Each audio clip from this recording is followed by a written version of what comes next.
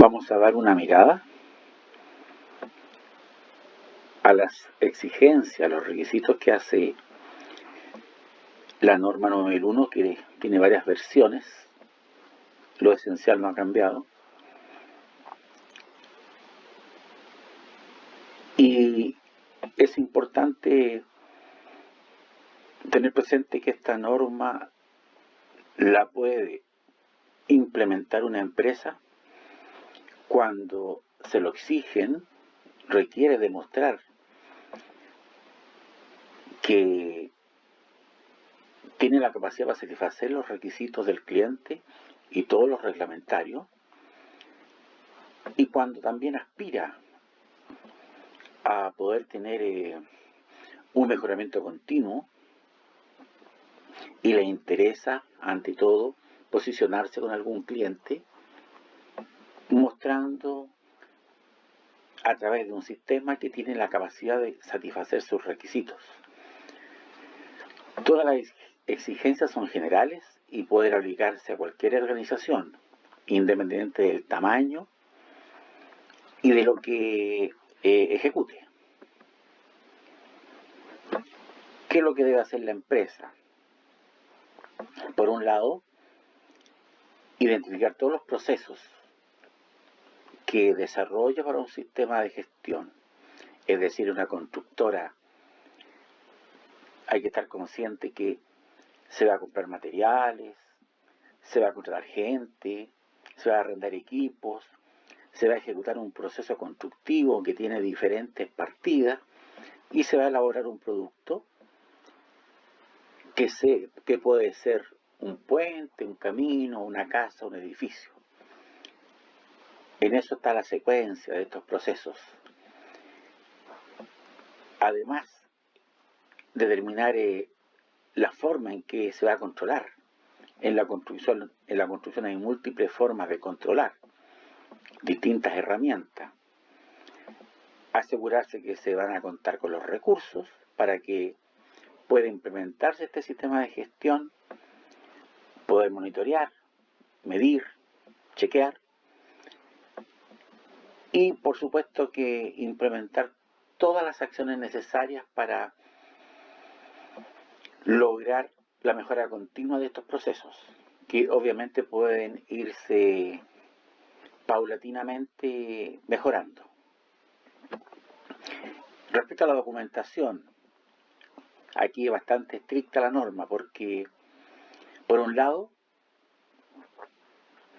nos pide definir de manera escrita políticas de la calidad y, por otro lado, objetivos de la calidad, porque esta política hay que aterrizarla, hay que operativizarla, como dicen algunos, ponerla en práctica, no quedarse solamente en esa declaración de principios. Elaborar un manual de la calidad donde definamos el alcance, de dónde hasta dónde, qué va a considerar este manual de la calidad respecto a lo que haga la empresa. En una empresa constructora vamos a dejar fuera los procesos de diseño, por ejemplo, porque no somos proyectistas, a menos que esta empresa constructora se dedique a hacer proyectos de instalaciones de agua potable y alcantarillado, por ejemplo. Va a incluir todos los procedimientos documentados que considere necesarios para el buen funcionamiento. Yo les voy a mostrar en taller un procedimiento sobre estudio de propuestas, pero pueden haber muchos. De hecho, voy a irles mostrando lo que una empresa constructora desarrolló como sistema de gestión, lo que definió con el objeto de hacerlo más próximo a la construcción y no quedando solamente en la revisión de la norma. Y hay varios procedimientos ligados a distintas gestiones. Aparte de eso, la norma nos exige 6 procedimientos y además también algunos registros. que son como 26 parece, si mal no lo recuerdo. Esta documentación la empresa constructora la puede tener en cualquier formato, preferencialmente en la actualidad se tiene formato digital, por supuesto, y también se tiene un formato físico para poder pasarle a los diferentes funcionarios que los van a emplear, debidamente protegidos, por supuesto. Dentro de una constructora, los procesos necesarios, como dice la imagen, para el sistema de gestión de la calidad incluyen procesos para las actividades de gestión, la provisión de recursos, la realización del producto y sus mediciones. Dentro de los procesos de gestión, por ejemplo, está lo que le mencionaba recién y que vamos a ver posteriormente, el proceso de estudio de propuesta. Es un proceso de gestión. Dentro de los procesos de provisión de recursos está la compra y suministro de materiales, está la selección de personal, está el arrendo de maquinaria, toda la gestión financiera, etc. Y la realización del producto, ¿para qué hablar de todos los procesos constructivos de las distintas partidas y el control que vamos a efectuar sobre eso? Por lo tanto, en una constructora vamos a tener muchos procesos sobre los cuales centrarnos y estudiar. Una de las cosas que la norma nos impone dentro de las exigencias que hace es el manejo de la documentación. Nos exige que tengamos un sistema de aprobación de la documentación,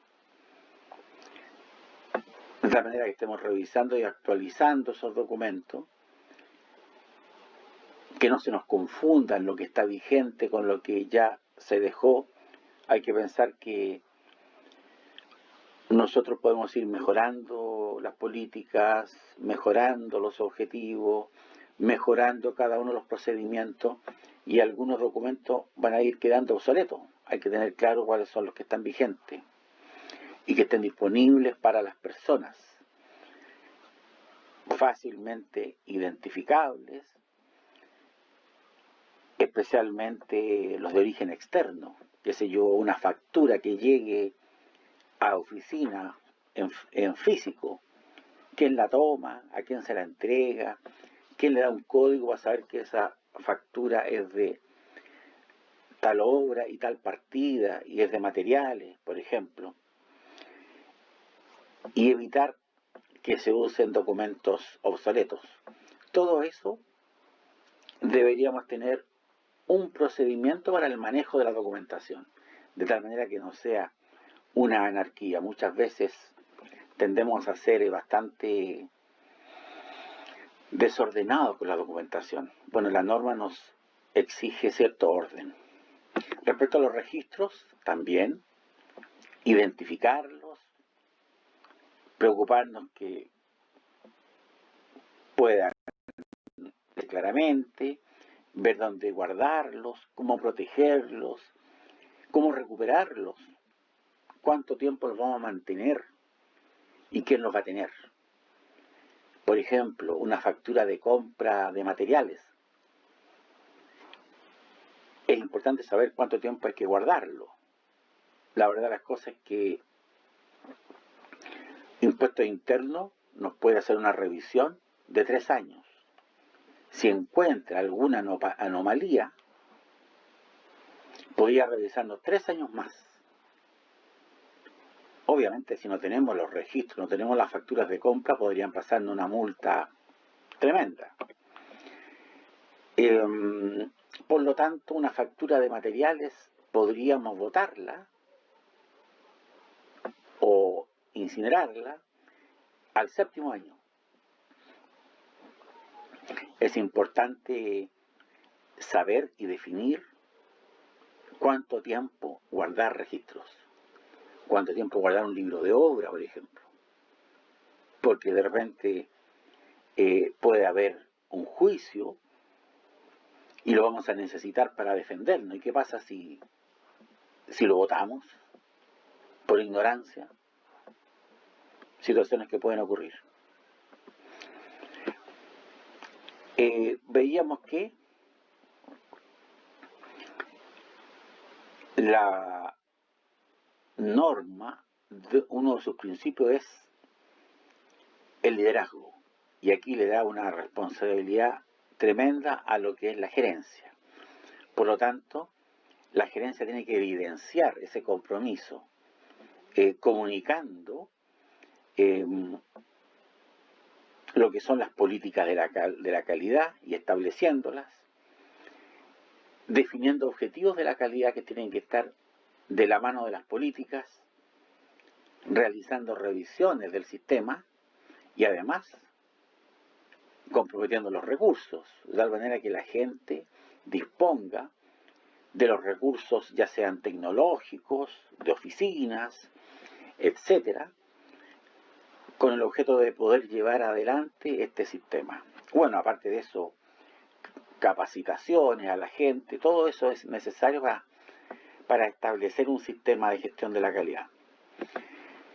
Qué importante es que respecto a las políticas, que sean adecuadas a los compromisos de la organización, que incluyan un compromiso específico para cumplir la norma, que sean comunicadas dentro de la empresa constructora y además evaluarlas en cada revisión que haga la gerencia. Aquí les muestro, por ejemplo, lo que fue las políticas de una empresa que estaba en el proceso de certificación. Primero, satisfacer los requerimientos del cliente. Y aquí se enfocaban tanto a lo que era el cliente interno como el externo. Segunda política, cumplir la norma ISO 9001-2000. Cumplir la legislación vigente y en particular las normativas relacionadas con el área de la construcción. Promover el mejoramiento continuo.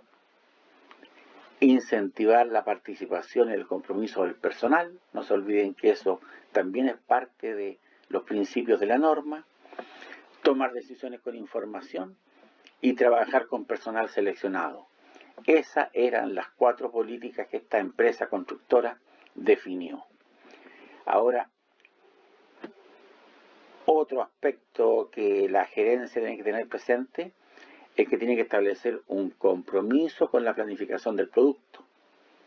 Por lo tanto, tiene que definir objetivos de la calidad, los cuales tienen que ser coherentes con las políticas de la calidad.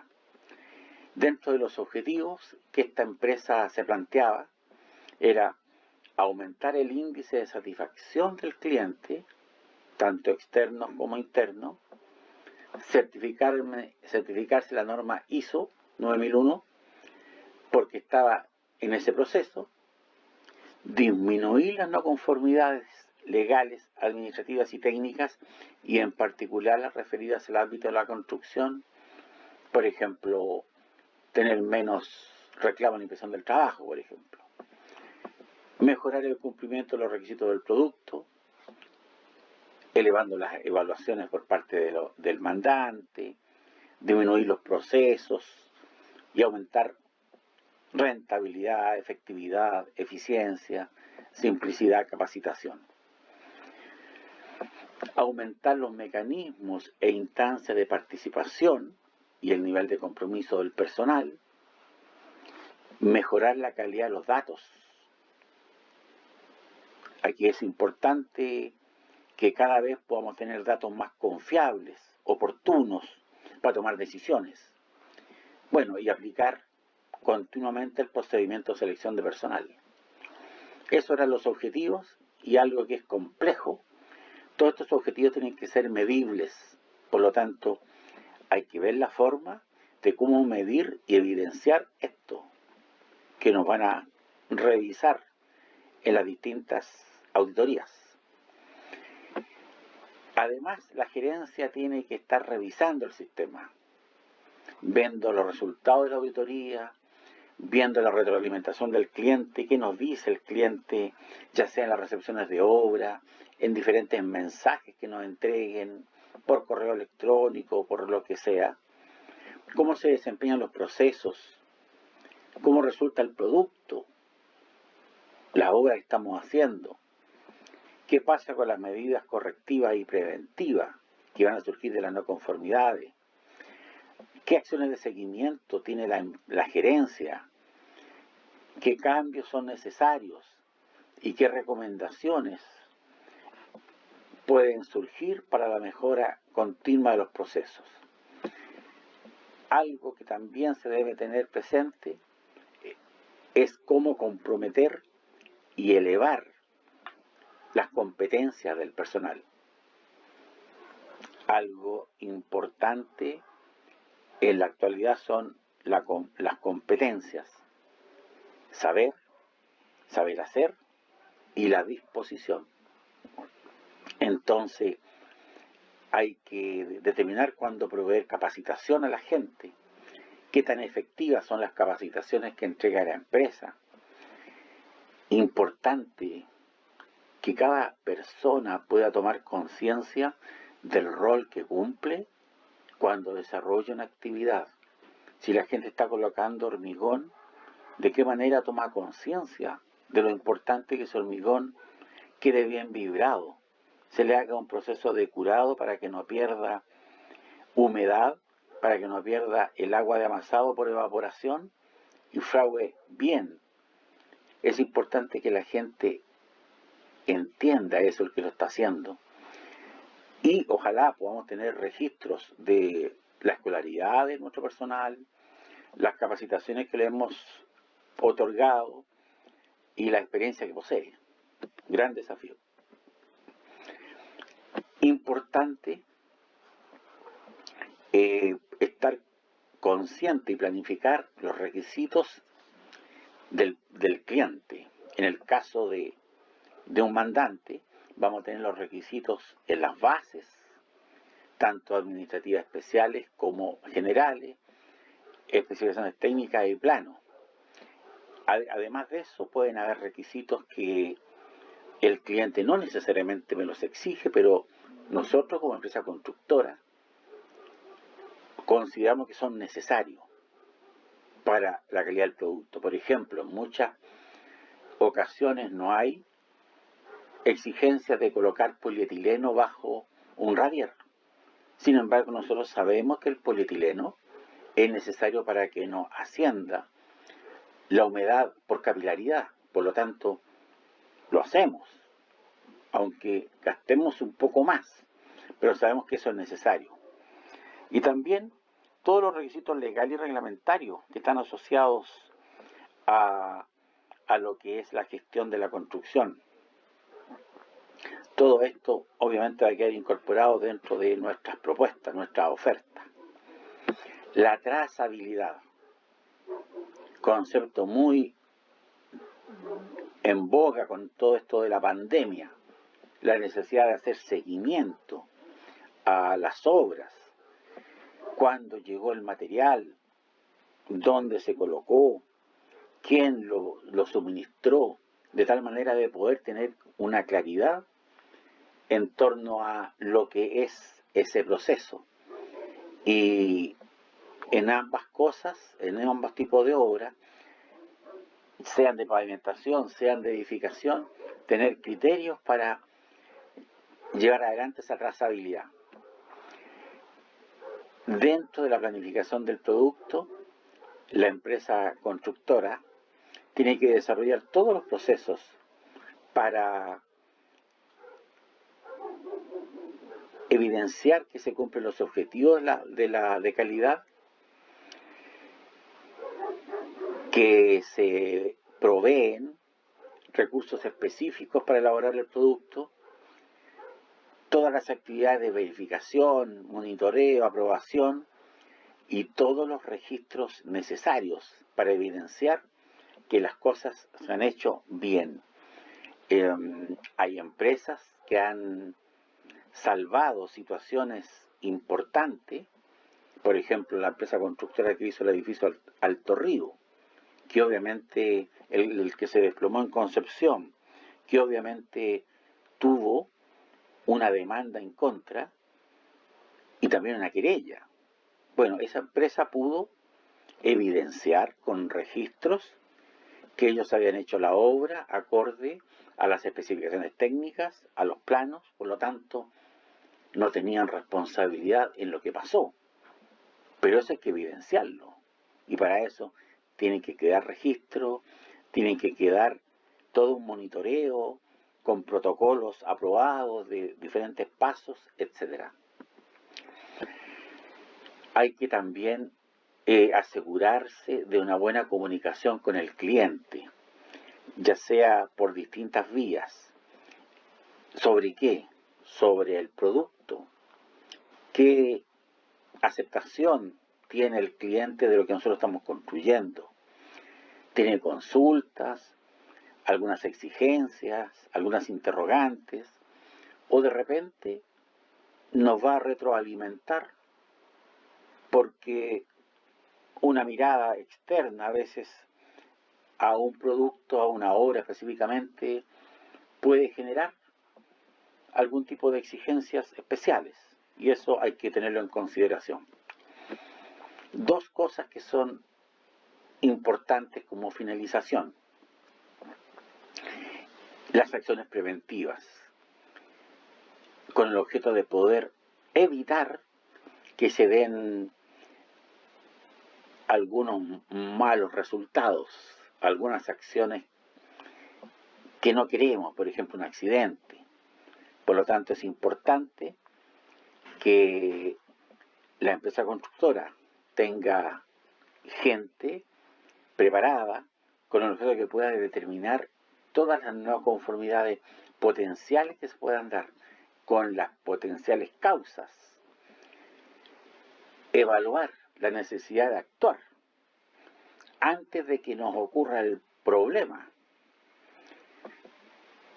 elaborar e implementar acciones preventivas,